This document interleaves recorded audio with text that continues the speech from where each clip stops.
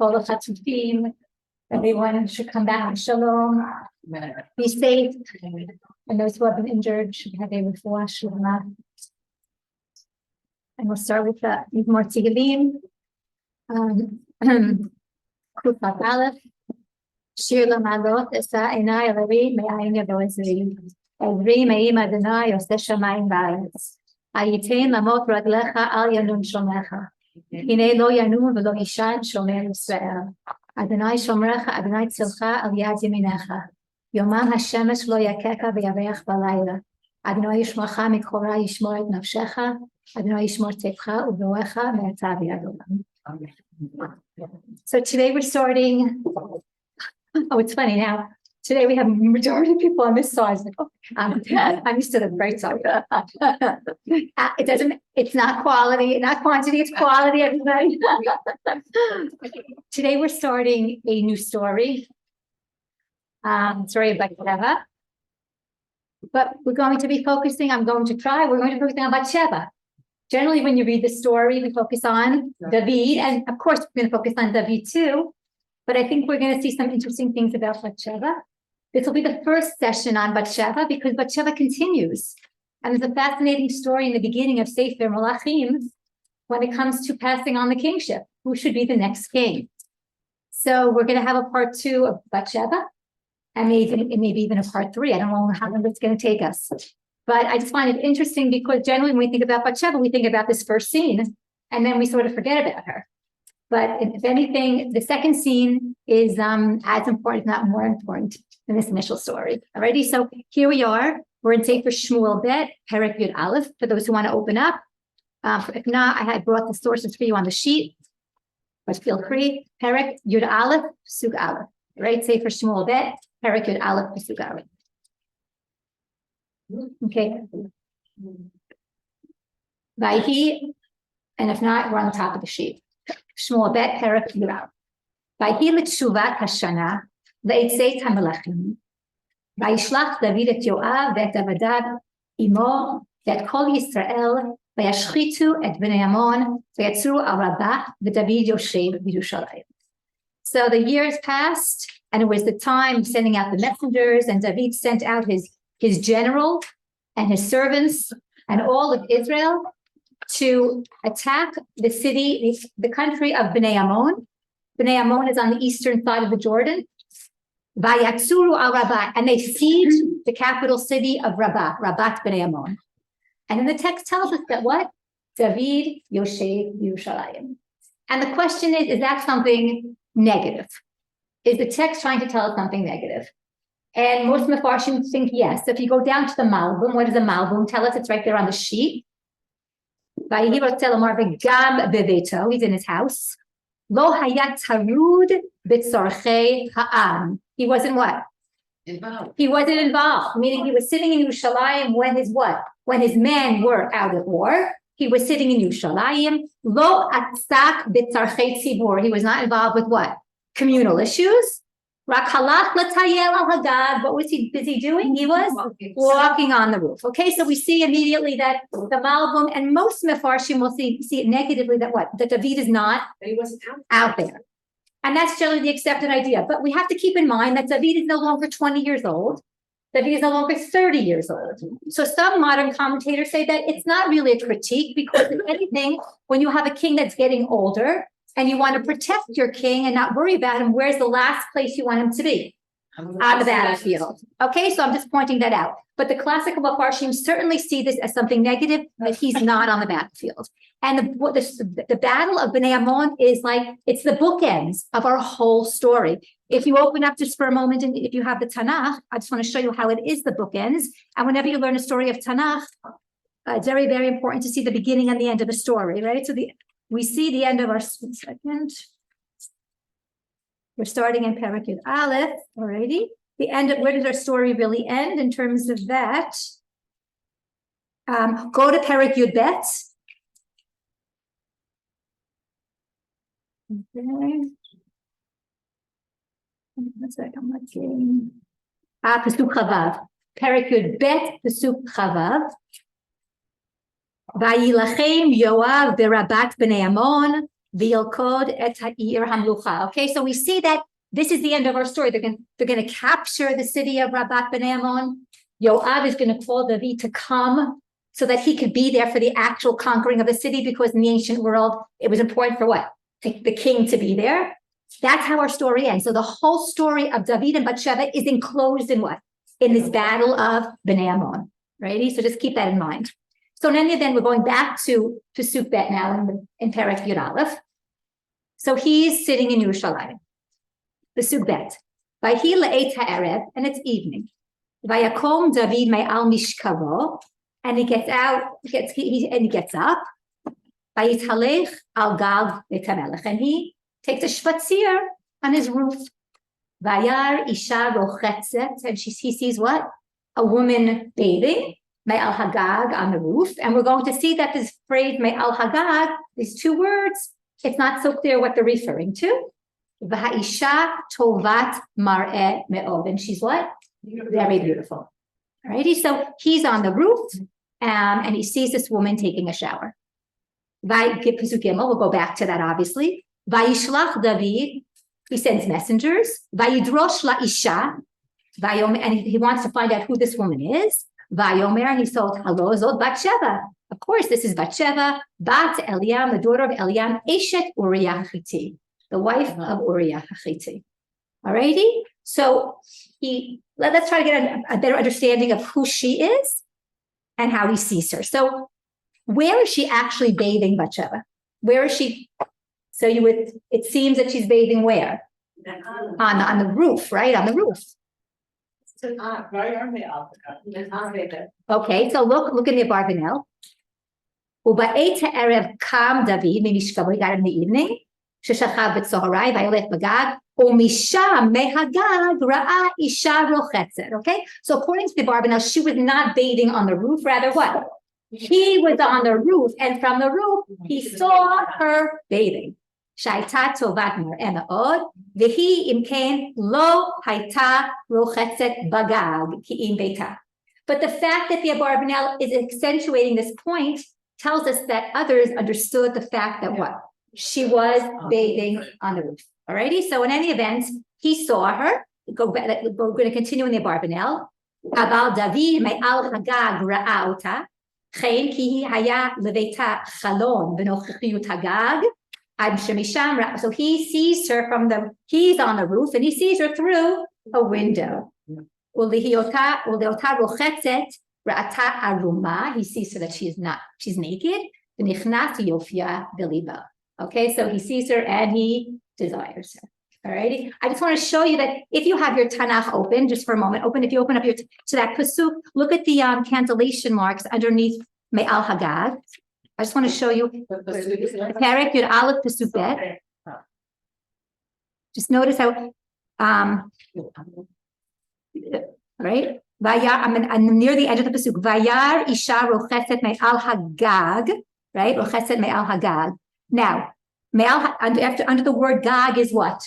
An atnachna, which is a major stop. But look at the little notes beforehand. Me'al Hagag is like it's a separate unit. We have Vayar Isha. Look at underneath Isha Rochetzet. Do you see almost like parentheses? Do you see them underneath? That joins those words together. And then after Isha Rochetzet, we have two words, Me'al Hagag. So I'm just showing you that the cantillation marks underneath can be read in two ways. Either it's referring immediately to whom? The two words before, or it can go back earlier to David. Alrighty, so the text is purposely, perhaps, I would say a little bit ambiguous. Okay, let's keep that in mind. Purposely a little bit ambiguous. All right, so he asked, who is it? And what was the response when he found that when he asked who it was? Hello, which means what? Hello. Not hello, but hello. Of course, or right? So look at what Ho'il Moshe says. I looked a little bit up about Ho'il Moshe. Guys, Ho'il Moshe was a student of the Shaddai. We know that Shaddai, Shmuel David Mutsato, was a tremendous Italian parshan living in the 1800s. I think he was born in the year 1800. And he was someone who was an expert in many, many languages. And he was a frum rabbi, but he looked at the text very literally as well. This Mohoil Moshe is a student of the Rashadal. His real name is Shmuel Moshe Yitzchak Ashkenazi. And so he lived in Italy from 1821 to 1898. And his look at the text is also very, very literary. Okay, it's very interesting. So what's he tell us? Hello. Hakol yodim ba michamat ba'ala shehu megiborei David. Oh, everybody knows that what? This is Bathsheba because who was she married to? A hero. One of your warriors, one of the men in your elite, call him in the Shaldag unit, all right? In your Shaldag unit, all right? And if you look at the next source, at the very end of Sefer Shmuel, we have a list of the warriors of David. Elu Shmot HaGiborim Asher LeDavid. And then we're told in Pasuk Lamed Elifelet ben Achaspai ben Hamachti, Eliam ben Achitophel HaGiloni, Uriah Hachiti, Kol Shloshim V'Shiva. All right, so we have 37 Shaldag members, and he's one of them. And this is his wife. Now notice, her name is what? Bathsheba. Who is her father? Bat Eliam. Bat Eliam. And who else is mentioned in this list? Uriah. He's awesome. Besides Uriah, we have Eliam ben Achitophel. If this is the same Eliam, that means her father and her brother are both part of what? His special unit. And if that's the case, both of them are away out of town on the battlefield. All righty. But we can't say for sure that they're the same Eliam, but Chazal seems to believe so. And there's a whole story about Achitophel. Do you know the story of Achitophel? Have you heard of the story of Achitophel? Okay. In any event, Achitophel does certain things, and it could be the reason what's motivating him is because who was he? The father of Bathsheba. Okay, in any event. So he finds out who she is, and what happens? Let's go to Pasuk Dalet. Vayishlach David malachim, he sends messengers. Vayikacheha, he takes her. Vatzavo elav, and she comes. Vayishkav ima, v'hi mitkadeshet mitumata, and he sleeps with her, and she had pured herself from impurity. Vatashov el beta, and she returns home. And the Dad Mikra just points out all the verbs here. It's in your next source.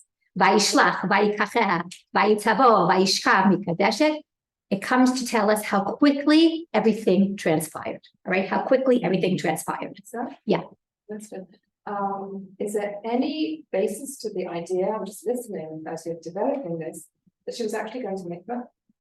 Right. So we have here. That's next. We'll see in a second. Yes. Yes. I promise you. No. It sounded to me like, wow, it's fine. 100%. And then she went to 100%. Okay. So the first question that we want to ask is: was she forced in these relations? It doesn't sound like. Okay. Perfect. So even if we say she wasn't forced, we have to keep in the back of our mind, it's not easy to say what? No to the king. So for sure, even if we say she wasn't coerced, clearly in the back of our minds, we have to keep that in, right? But let's just compare the language here to when we have a rape scene, righty? Look, I brought for you Dinah, the story of Dinah. Vayar ota Shechem ben Chamor achiv nesi haaretz, vayikach ota, vayishkav ota, vaye'aneha. Also the story of Tamar, which we'll see later on in the semester. When Amnon, her brother, rapes her, ולא עבר לשמוע בקולה, ויחזק ממנה, ויעניה, וישכב אותה. Right? So whenever we have a scene of real, when there's physical coercion going on, what words do we find generally? Vaya'aneha or vayachazak or something like that. And here we what? We don't. All right? So the question that has to be in the back of our minds is how interested is she in this relationship? And it says Vatavo elav. She summoned, but we have to really assume that when he summons her, she has no what? Sure. She has no clue why she's being summoned to the king. How do you know she wasn't separated from her husband in the first place? Like maybe they were living apart.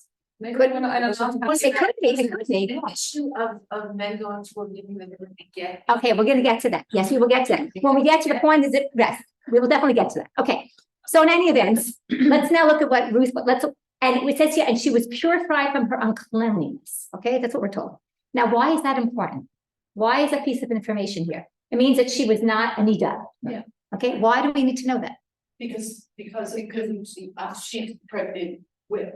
Okay, good. All right. So first we'll see the Radak, and then we'll see that's Rabbi Yosef Kara, Rashi's friend, who says that. Okay. The Radak says the following. And see where I am, Radak? Okay. Mitkadeshet mitumta. Lahodia to tell us, Kilosh Chavima Bihinida. All right, to tell us that she wasn't in nida when he slept with her. Kikvar hitkasha mitumata. She had gone to the mikvah. I mean, she had bathed. Kemo shamar rochetzet, like it told us. Lahodia hachritza hahi. להתקדש מן הנידות הייתה, ולא עבר עליה משום נידה, אלא משום אשת איש. So what is he telling us? Don't worry, but he didn't violate the law of nidah. He violated the law of adultery, which is a pretty heavy one, right? But the Radak is telling us that it wasn't a double whammy, I guess. It was only Eshet Ish. Right. Okay, I have a question. Yeah. Peppermint. Okay. Asked, he must have known who the neighbor was. Why did he ask? So he did not, we're not in the modern world. Women stayed predominantly at home. And I don't think he is the king also. We have to assume that he's busy with many things. I don't believe he ever saw her before. I really believe it. Honestly, he did not know who she was. I just want to say something interesting. It has to do with this. My friend in Yerushalayim, whatever, she has a brother who's a rabbi, and women have a new incentive now, and whatever. Her brother asked her if she thought it was a good incentive. Now we know that women are doing all kinds of things during the war in order to help the situation, whether it be hafrashat chala. So a new idea that's circulating, I don't know if it's going to actually happen, is to try to encourage women who have never gone to the mikveh, to go to the mikveh once. Because even if you are even if you're hit the time of menopause, and if you've never been to the mikveh, you're still considered in a status of tum'ah. And according to Chazal, the punishment for being at nida and having relations is karet, being cut off. But I'm not going to go into that. But they thought that might be a nice incentive to encourage women to do like a spa day, like encourage them to go once. Go once to the mikveh and then to get into a state of purity. So I asked my husband what he thought about that halachically, and he just said to me something that I never knew. He said I found it very unusual. I had never heard before that a woman who had never gone to the mikveh it's an isur of karet, which is a very extreme punishment. That's like if you eat chametz on Pesach, it's karet, right? A really extreme thing. So he said to me, yes, that is the law, but he said that some authorities say that if you go to the ocean and you go swimming, you're dunked in the ocean, and your bathing suit isn't so tight, that could be considered as going into a mikveh. So therefore, you can assume that many, many women through their lives, went to the ocean, went swimming, and therefore they're not in that state. In any event, I just thought it was interesting. I had never thought about that before. So if you, I hope that I asked you about that, because it's not my realm. That's not my realm, halacha. Yeah. Back to Rhea asked, he never saw her undressed, but he knew that Uriah was there because he was famous. Because who was famous? Because Uriah was famous. Right. He knew, it could be that he knew Uriah was his neighbor, but he never thought about who he was married to. Yes, I agree. Good point. Okay, so in any event, according to the first explanation, we're told that she's not in nidah because now he only violated adultery and not nidah, okay? And I'm not minimizing it, meaning if nidah is, that's how I got to my story. If nidah is really something which is what? Karet, and now we're talking about something which is equally bad, right? I don't know, equally, whatever. Rav Yosef Kara says something differently. Nidah hayta umitkadeshet mitumata achshav. She was a nidah and she went to the mikveh, or she was washing. Umeata, and now ein litlot havlad be'Uriah. There you cannot say the father of the child is going to be whom? Uriah. Kishachav davidota, because share nitkadeshet hayta. She had just gone to the mikveh, so therefore she was not pregnant. Kishara'at David rochetzet alaga. All right, so according to Yosef Kara, it's much like Jessica, what you said, because we need to know who really, is the father, and we're going to see the father is obviously David. All right, so now we raised the question a little bit, how innocent is Batsheva? And Rav Amnon Bazak, who's a known rabbi in Yeshivat Har Etzion, he writes the following, which I think is interesting. Why did Scripture choose to formulate the verse in this manner? And not simply write, he saw from the roof a woman bathing. It doesn't say, Vayar me al hagag isha rochetzet. We saw the language was somewhat ambiguous, right? It may be argued that this is scripture's way of saying that the blame falls on Bathsheba as well. Even if, in fact, Bathsheba bathed in her house, she was nevertheless seen by David. Scripture does not say, of course, that Bathsheba was actually deliberately, but there is a lack of caution here. Was acting deliberately, but there is a lack of caution here. Had Bathsheba been more careful, nobody would have seen her bathe. This might also explain the expression, and David sent messengers and took her, and she came in unto him. What do the words, and she came in, teach us? What would have been missing without them? These words seem to intimate that Bathsheba was not entirely passive in the story, and therefore there's room to describe her part with active verbs as well. So I thought it was interesting that already we realizing that Bathsheba, when it's not clear to us, right, how passive Bathsheba really was. And then he goes on to say, I don't think you have it there. Do you have anything else written by? Oh, okay. An objection may, however, be raised against all these explanations. How did David know this, that she was purified from her nida status? It therefore seems that this fact is mentioned in order to present Bathsheba's part in the story, meaning she did not refrain from sleeping with David, even though she had just purified herself from her uncleanliness, and there was a clear risk of her conceiving from this forbidden intercourse. Do you hear what he's saying? He's saying that the piece of information is told to us because she knew that what? She was at that time of the month, and yet she still did not refrain from sleeping with him. So it's just raising questions regarding a little bit about Bathsheba. Now, clearly, Bathsheba is not to blame. Clearly. How do we know this? How can we prove that she's not to blame? That when we're talking about was she passive or not, or was she interested or not, but not that she's to blame, because when it comes to the punishment is solely placed on whom? On David.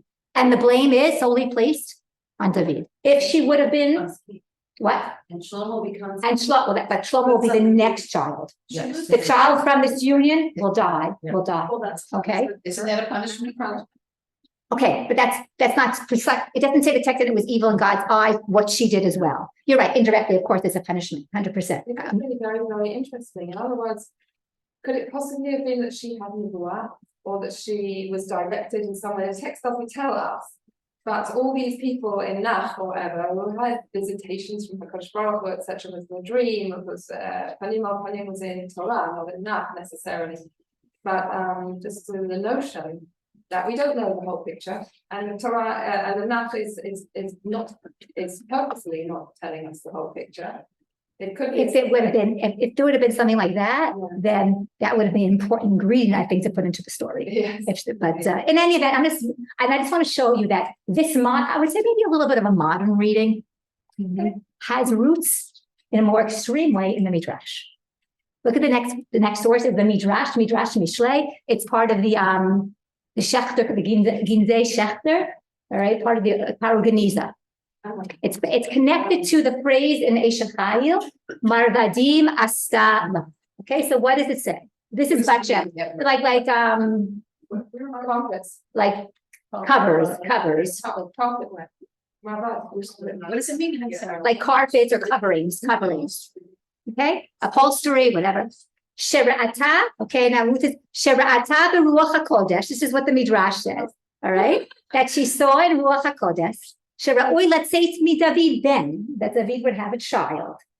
B'chol yom, every day, hayta lo veshet bigdei shiriyim, she would wear a certain type of garment. Alaf b'shacharit, v'alaf b'tzarayim, v'alaf ben ha'arbayim. Okay, she would change her clothes.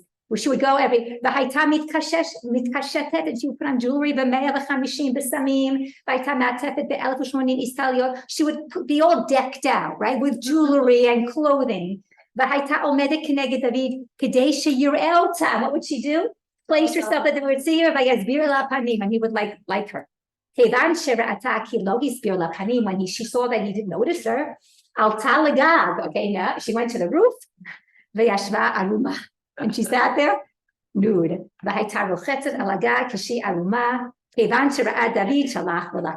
Okay, this is clearly very, very, very, very extreme. But what's fascinating is that what? This is an ancient midrash, all right? And an ancient midrash that's saying Bathsheba had an interest what? In this happening, all right? And I always find it fascinating when a modern reading no modern reading is this extreme, I want to say, but when a modern reading and a midrash, what, in a sense, have some kind of point where they connect with one another. One second. Okay. Okay. In any event, we see from here that it could be that what? It could be. What is the source of this midrash? It's called Midrash Mishlei, and it's in a collection called Ginzei Shechter, the Shechter collection. It's in the very end in the parentheses. In the very end of the parentheses. See the parentheses? Oh, yes. Okay. All righty. So let's continue on. So Well, it makes sense. that, I mean, this midrash makes sense. you think so? It's certainly not the simple reading of the text that she was so extreme about what she was doing. But I think it's just fascinating how we have this idea that how perhaps she was more interested in this cohabitation than at first glance, right? In any event, so As usual, get blamed for being a victim. correct, but here notice that she's doing it for a good purpose, Dina, right? She wants to, okay. In any event, Pesukei, Vatahar, she got pregnant, Ha'isha, the woman, Vatishlach, Vatagei, the David, Vatomer, Hara Anochi. And she says, messengers saying, she says what? I'm pregnant. Sounds like Tamar. This is the only time, okay, it's the only words that Bathsheba says in the whole story, Wow. okay? Okay, Now so, she's Haisha, not her name. right, she's Ha'isha, right? Right. Okay, because I think the question, okay, good question. We have to keep our eyes constantly open to how she is being described, all right? Because I guess the question here is, which Ha'isha, she's the woman, but which woman is she? Meaning, is she David's whatever? Is she Uriah's wife? I think the neutral term here is sort of saying, all righty, let's just read for a moment what the Mefarshim say. Okay, Barbara just talked about how she knew she was pregnant. She felt she had this feeling inside. Look at the Dat Mikra. Vatishlach, and she sends. Efshar sheshalcha igeret, meaning how does she just goes to, she knocks on the door and says, hi, I'm pregnant? No, how is this message given? It could be that she sent a letter, the emtza'ut shaliach, according to a messenger. The tagid, and she told Ba, where? In the letter to David that what? I am pregnant. Not that it was done directly, that she came and said that, because that would certainly raise suspicion. What is Bathsheba, what? Coming to the king, and also how do you come to the king? It's not so simple. Yeah. So she sent a messenger. I just want to point out that until now, everything was done through a messenger.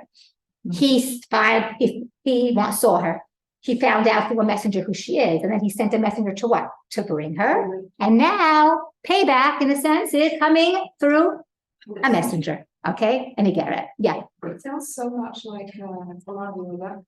Okay, we'll get to that at the end. Okay, if it's today, if not next week. Okay, we'll talk about that connection. All right. Okay, so now what's going to happen? We have the cover-up, right? He's in trouble, David. Okay, David. She's pregnant, and he believes her. And now, what is he going to do? All right. So now we're going to see there's going to be like 3 stages to try. And from here, we know the famous saying, Avera, Goreret, Avera, like one sin, one misdeed, pulls along another, and we have a whole train. All righty. So what are we told? Stage 1. Vayishlach, notice the verb Vayishlach. He sends David el Yoav. Shlach Elai et Uriah Hashiti. What does he ask? Send him back from the battlefield. Vayishlach Yoav et Uriah el David. Vayavo Uriah elav, and Uriah comes to him. Vayishal David l'shlom Yoav, and David asks, how are things going with the general? L'shlom ha'am, l'shlom ha'milchama, and how are things going on the battlefield? The Sukhet. Vayomer David l'Uriah, raid leveitcha, he tells Uriah, go to your home, urachatz raglecha, and wash your feet. Vayetze Uriah mi beit hamelech, vatetze acharav mas'et hamelech, at mas'at hamelech, and he leaves the king's palace, and after him comes what? An entourage of all kinds of goodies, like delicacies. Mas'at hamelech. I will tell you a funny story. When I first made Aliyah 35 years ago, I was working in Rabbi Riskin's office, and I remember someone who I worked with had a baby girl, and she named her Mas'et. And as an Olah Chadasha, I said, what? Truck Masa'it? I could not understand how she named her Mas'et. And then, as I lived here longer, I understood. It means the gift. And it's spelled a different way, I must say. In any event, all right, so he's sending a must. So whenever I see the word must say, I like, Yes. it means like a gift, like an entourage, gift, but gifts, physical things, Okay. right? A gift. Wow. Okay, so he's sending him home with all kinds of goodies. You can imagine, like I would say, a holy bagel platter, right? A holy bagel platter and all kinds of yummy things. Pesuteh. Vayishkav Uriah petach beit hamelech. He sleeps where? At the palace gate. At kol avdei hamelech u'di'abad adonav velo yarad el beito. And he what? He doesn't go home. Now, what was David's intention by trying to send him home? Yeah. Okay, so Rashi tells us David intended that Uriah lie with his wife in order that it thought that from him, Uriah, that she was pregnant. All right, so he's trying to cover it up by sending him home. Now, he doesn't go home. Why? Why doesn't he go? All right, so that Mikra says the following, Lo yarad, in a minute we'll talk about it. Klomar hefer et hora'at hamelech. What does he do? He disobeys the king. The gambiza et maseto, meaning, and he also, in a sense, is make what is the word? Biza, belittling. Okay, and he's belittling the gift by not what? Sharing it with his wife. Now, why does he refuse to go down? So he tells us. Vayagidu David lemor, and he's told to David, Lo yarad Uriah al beito. Uriah didn't go home. Vayomer David el Uriah, halo miderech hataba. You've come from a journey. Lama lo yarad, madua lo yaradeta el beitach. Why didn't you go home? Vayomer Uriah el David. Ha'aron v'Yisrael v'Yehuda yoshvim basukot. Right? The Aaron and the people of Israel are sitting what? In tents, right? Like we can think of our sons now all over the country sitting in tents. The Adoni Yoav and my master Yoav, the Avdei Adonai, and Adoni, and all his servants. Al pnei ha'adama chonim. They're there on the battlefield. V'ani avo el beiti. I'm going to go home. Le'echol v'lishtot v'lishkav imishti. Go home and eat and drink and sleep with my wife. Chayacha v'chay nafshecha im naseh. God forbid, I can't do this. Alrighty, so he's giving what? A moral reason why he feels that what? He cannot go home. And we're going to go now to our friend Ho'il Moshe, living in the 1800s. And look what he says. Beit David gavoa mishar habatim, but David's house was higher. Shaya banoed marom har, it was on top of Har Zion. Guys, if you live in Israel, we know what that means, the top of Har Zion. Not also that Shalo Yarad Uriah Lalun Bebeito, not only does not go home to sleep, Achlo Yarad Sham Kol Ikar, didn't go down at all. V'yesh lachush Shema Hugadlo Eze Davar Sheichnis Chashad Libo. What does that mean? It seemed like he was suspicious that someone might have told him something, and he sort of might have known what really had happened. Okay, so Ho'il Moshe is saying that he's giving this moral reason, but it could be that inside he was suspicious that what? Something had happened. They were sleeping all over the place. He heard from sleeping mostly. Okay, and also don't forget, there are servants there. And everything that David is doing is through what? Through the messengers. Okay, so look at Rav Amnon Bazak, right? And again, when I saw this in the Ho'il Moshe, okay, Rav Amnon Bazak is going to develop this idea, but we see that it precedes him. Did he really refuse only for the ideological reason that he gave David, that he didn't want to go to his house while his comrades were still at war? It stands to reason this was not the case. If this was the only reason, it's hard to imagine Uriah would have spoken so harshly to David. It seems then the situation was more complicated. At first, Uriah did not know what had happened, and it made him assume that the reason he did not go to his house was in fact his moral, ideological argument. But Uriah did not go to sleep all alone. He slept at the door of the king's house with the servants of his lord. Without a doubt, among the servants with whom he spent that night, there are those who already heard about David's deed, which, as noted earlier, was not done covertly. Some of them may even have been among the messengers that David had sent during the episode.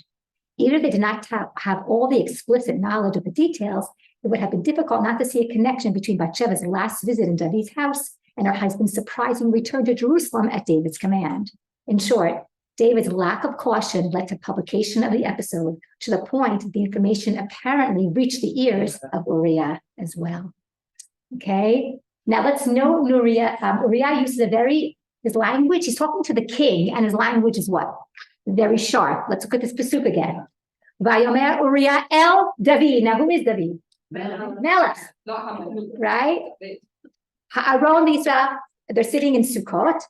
Now, the Adoni Yoav, what does that mean, literally? My master, Yoav. Who's his master? David. The Avdei Adoni, and the servants of my Adon is again referring to Yoav as his master. All right, so we can see here the idea that that's going to be developed, that in the words of Uriah here, we have perhaps something that could be considered in proper language to the king, not a far jump to rebelling against the king. We'll get to that later on. Could he also be rebuking the king for not being on that? It could be. It could be. Oh, that's Good point. Very nice. Very nice. Good point. Okay, so now we get to stage 2. Stage 1 was foiled, right? Uriah won't go down. Vayomer David el Uriah. Shev baze gam hayom umachar. Umachar ashalachaka. Stay tonight and tomorrow, right? Today and tomorrow I'll send you. Vayeshev Uriah b'Yerushalayim b'Hayom hahu u'macharat. Right? Vayikra lo David vayochal lefanav vayesh. Okay, and then David called him and they ate. Vayishakrehu, what does that mean? Try to get him drunk. Vayetze ba'erev lishkav mishkavo, when he goes out to sleep. Imavdei adonav ve'el beito v'yarad. But still what? He doesn't go home. And what would you say is the essential difference between the 2 stages? What's happening in the second stage that's certainly extreme. He's trying to what? Get him drunk so that he will do it without his own knowledge that he's doing it, right? Right. So David has moved now to the point of getting his warrior drunk in order to try to cover up Avera, Goreret, Avera. All righty. Now, why did he want? We're going to see that David wants to, at the end, what's going to happen is he's going to want to kill him, right? That's going to be the next stage. We're going to see he's going to have him killed. And the question is why? Why does he want to have him killed? What's his intention? So look at the Metudat David. We can skip to the underline. V'kavanato hayta lisa'ena achareze lama'an yachshavu shaharta achar hanisuin. What was his plan when he's going to get him killed? That then he will marry her, and then he could claim that what? The pregnancy happened after. Okay, so now we get to the stage 3, and the stage 3 is that it's going to be that what? So let's look at stage 3. Vayiba boker, in the morning. Vayichtov David sefer el Yoav, and he sends a letter to Yoav. Vayishlach biyad Uriah, and he hands it to whom? Uriah. Look at the irony here. Uriah is holding a letter that's sealed, which contains what? His death. Vayichtov sefer lemor, and it says in the letter, Havu et Uriah el mul pnei hamilchama. Place Uriah what? In the front lines. Hachazaka, where it's really strong. V'shaftem me'acharav, and what? And leave him. V'nikava me'et, and what's going to happen? And hold on. Okay, this is what he's sending Yoav to do. Okay, so if you turn, there's a chart there on the next page, I think. If you turn the page, let's see the actualization, and you'll tell me what the differences are. Okay, look on the right-hand side, the actualization. And it came to pass, when Yoav kept watch upon the city, and he assigned Uriah to the place where he knew the valiant men were. And the men of the city went out and fought with Yoav. And some of the people fell, of the servants of David, and Uriah the Hittite died also. So what's the difference between what David ordered and what Yoav did? Sacrifice some other people also. Okay, they don't abandon him what? By himself. He places the whole unit in that area, and what happens? They're all killed. Righty? And I want to point out Olam Tanakh. Naomi last week mentioned to me. I brought just like Olam Tanakh. Show my sources sometimes. Olam Tanakh is a modern commentary on the Tanakh.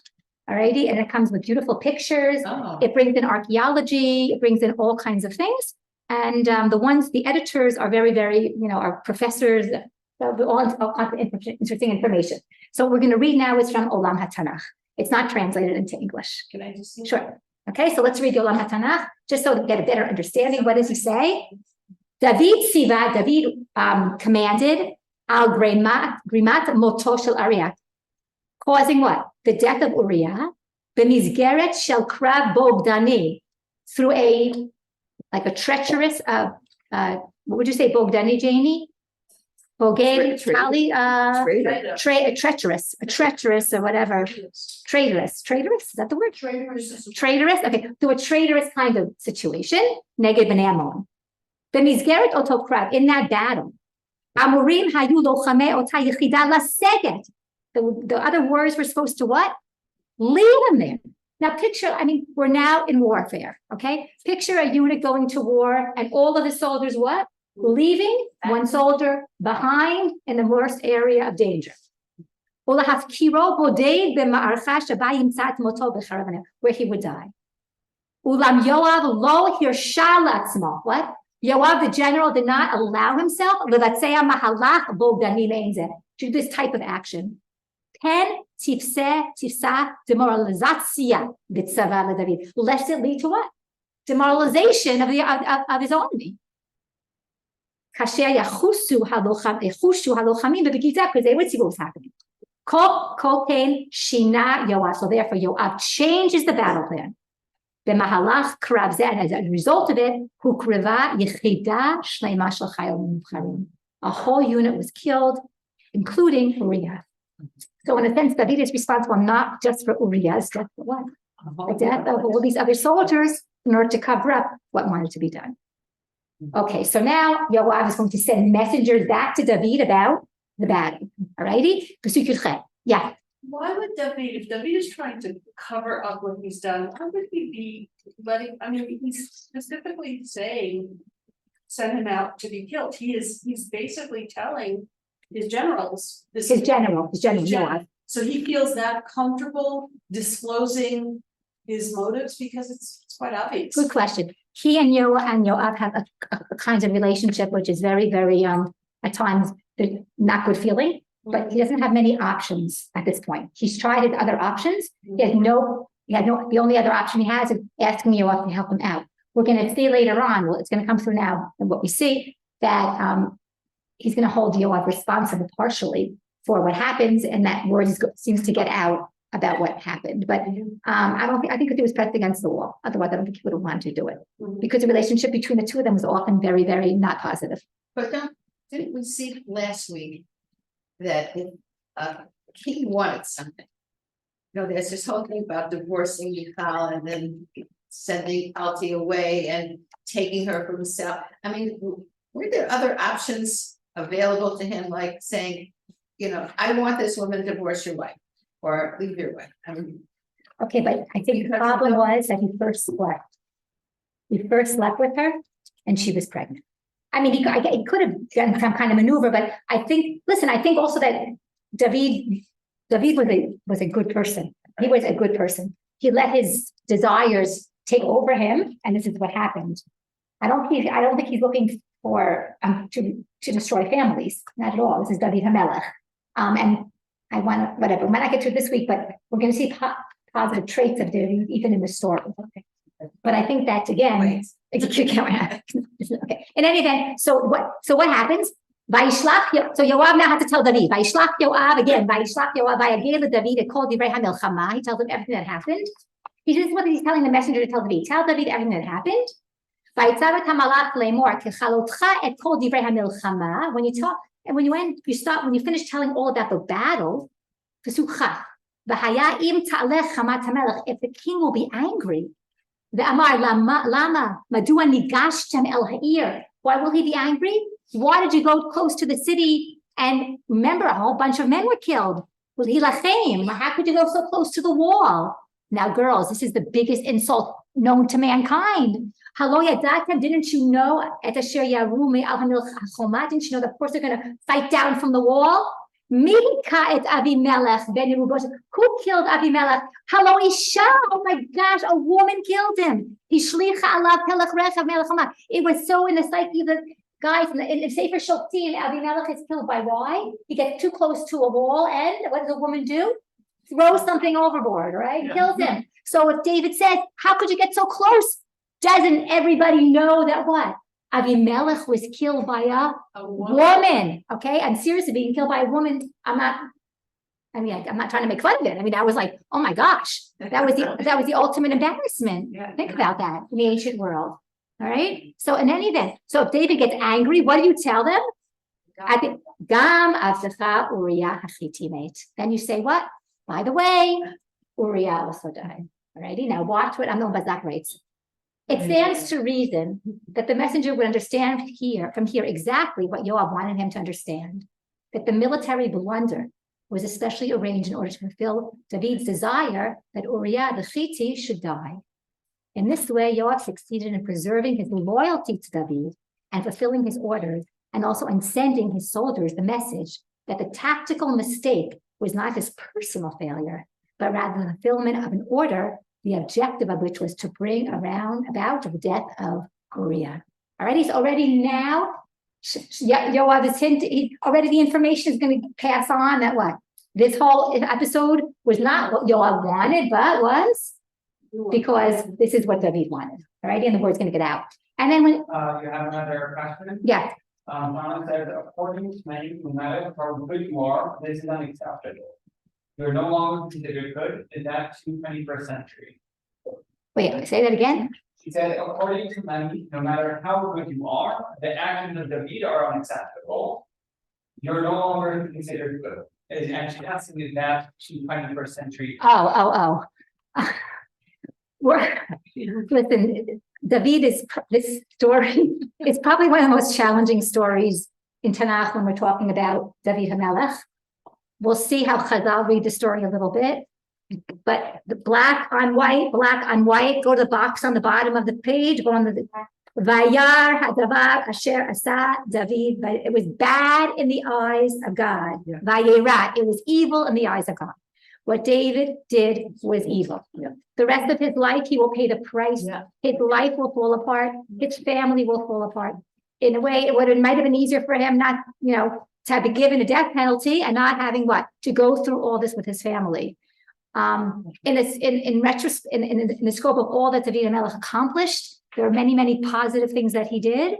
And therefore, I'm not the one to judge if he's good or bad, but certainly we see that there's a certain amount of forgiveness that's given to him, but that comes at a tremendous personal price that he has to pay. And I would not have wanted to be in David's shoes in terms of that. So anyway, the messenger is going to come and he's going to change around the order. And he's going to say right away that what? Uriah died because he's scared that what? He's scared that David will get angry. Okay, so in any event, we'll just skip down now to Pasuk Chavav. Do you see where I am? Vatishma Eshet Uriah ki mate Uriah. The wife of Uriah heard that what? Her husband died, Uriah Isha. Vatispod al Ba'ala. What does she do? And she eulogizes him. Okay? And she eulogizes. All righty? Now notice how she's described here. Eshet Uriah, and Uriah, we're told, is Isha, her husband. There's an emphasis on the relationship between the two. Mikra Yisrael, which is another modern, I forgot to bring that to show you next time, another modern commentary writes, Hayidiyah ki Batsheva Sofedet, the fact that she's what? She's eulogizing her husband, Bigia Elab Besorot Moto, Baal Yirmoz Lekesher Hergashi Beinehem. Okay, that there was what? There was a connection, an emotional connection between them. Just like the way she's called here, what? The wife of Uriah, and Uriah Nikra Isha. And Uriah is her husband. Okay, so not to think that their relationship started out as what? As a shaky one. He says to here that what? That their relationship was strong.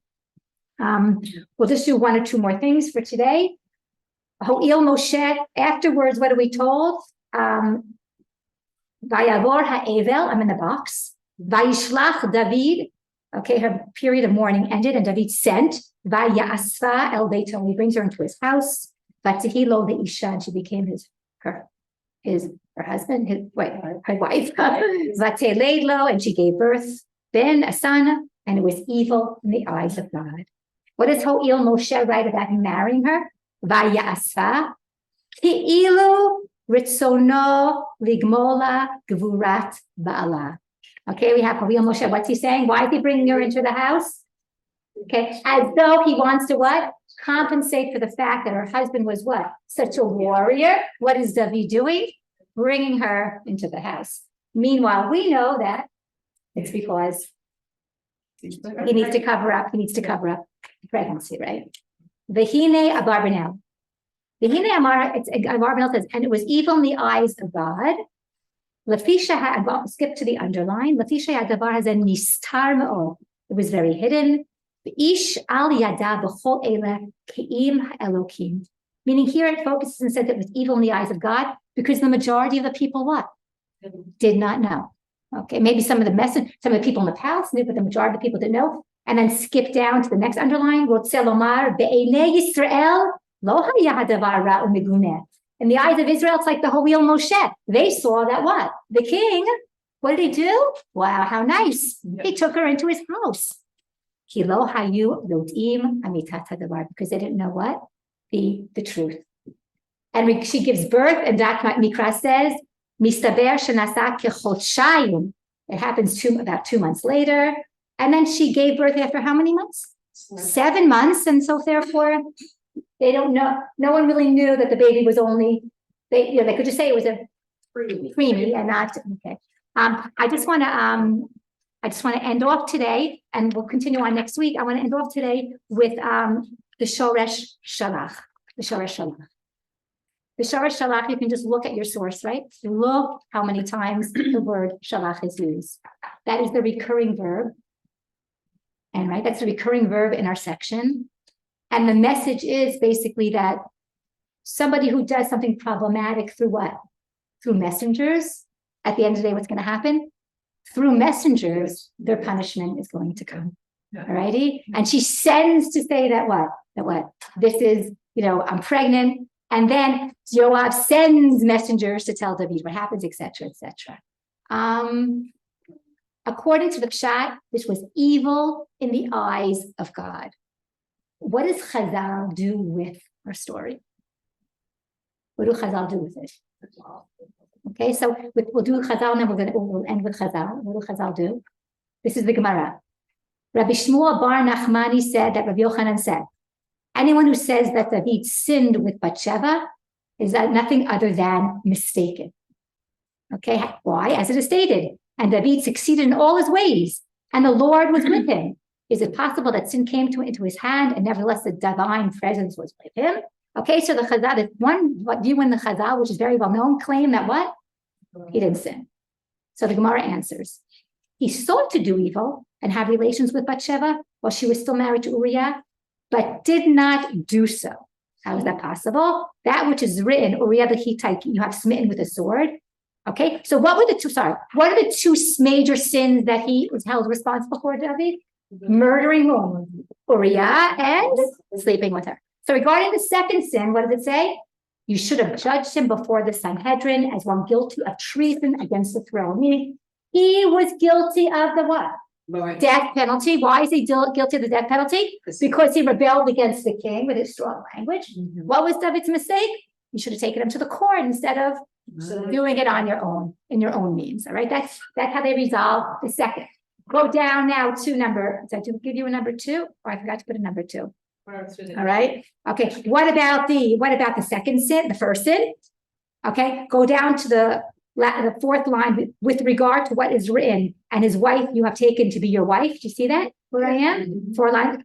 It means that you have rights of marriage with her, as by law Bathsheba was already divorced from Uriah. Anyone who goes to a war waged by the royal house of David writes a conditional bill of divorce to his wife. Okay. So according to the first sin, Uriah had what? Written the bill of divorce. So therefore what? In a sense, they're divorced. So when he slept with her, she really wasn't a married woman. That's how this Deya and Chazal resolve the issue. Just look in Rashi for a moment. What? Correct. This is not the pshat. This is not the pshat. The pshat is it's bad in God's eyes, evil in God's eyes, terrible in God's eyes. Well, if that's the case, if she wasn't married, then why did she have to? If they weren't really married, why does he have to get Uriah killed? Yeah, exactly. So look what Rashi writes. V'nakev v'meit, kedei shetia megureshet le'mafreya. The conditional divorce only works as a loophole if the man dies in battle. Then all of a sudden it makes her divorced. Yeah. But if he's not killed, they're still married.